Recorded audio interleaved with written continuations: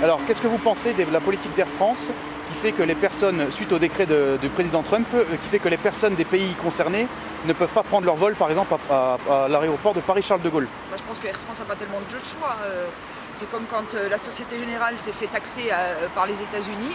Quoi qu'on en pense, à un moment donné, on n'a pas le choix. Il y a une décision qui est certes unilatérale, qui est certes stupide, à mon sens, mais il n'empêche qu'elle existe. Et donc, voilà, en tant qu'Air France, ils n'ont pas le choix, à mon sens. D'accord. Et vous pensez que par ce décret, vous pensez que c'était juste un coup de pub de Trump ou c'est quelque chose d'intéressant selon lui? Non, c'est pas intéressant. C'est tout ce qu'il a pris, toutes les décisions qu'il a prises, le mur unilatéralement, enfin toutes les décisions unilatérales qu'il a prises actuellement, ça va aller dans le mur, mais on va le voir plus tard. C'est comme le Brexit.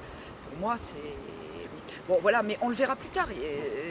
Mais pour l'instant, en attendant, c'est complètement idiot parce que ça voudrait dire tiens, il y a tel peuple sous prétexte qu'ils sont de telle nation, peut être la France à terme, eh ben ils sont tous mis dans un même panier. C'est une raison simple parce que déjà la base de décret est totalement injustifiée sur la base des personnes qui on considère que la personne est par défaut innocente. Le fait de sortir un décret pour interdire aux musulmans par rapport à leur religion de rentrer dans un pays, moi je trouve ça complètement stupide, puisqu'il a le droit de pratiquer une religion. D'accord. Après, c'est ce qu'il en fait, ça n'a rien à voir. Maintenant, la position d'Air France de vouloir interdire les avions par rapport à ce décret, là par rapport à ça, c'est peut-être un peu plus compliqué parce que Air France ne fait qu'appliquer sa loi, vu qu'une loi, à la base, la loi est en dessous de la religion et donc elle ne fait qu'appliquer la loi. Mais de l'autre côté, c'est côté humain, malheureusement, ils sont obligés de se protéger comme ils peuvent. C'est juste par rapport à ça, ils sont obligés de se protéger. D'accord. Et donc pour vous, ce décret, il est totalement absurde? Bah oui.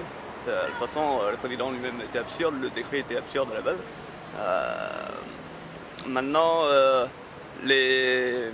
malheureusement aujourd'hui, on est quand même dans un pays, on est dans un monde où on est en guerre contre les terroristes.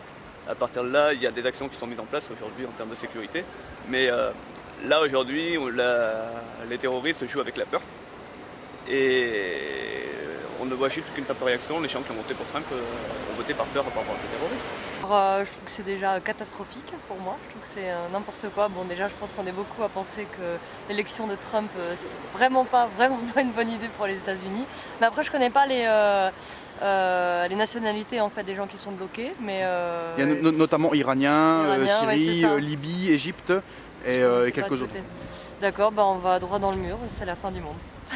D'accord. Et pour vous, finalement, cette réponse du président Donald Trump, elle est totalement disproportionnée ou est-ce que ça peut aller dans le bon sens?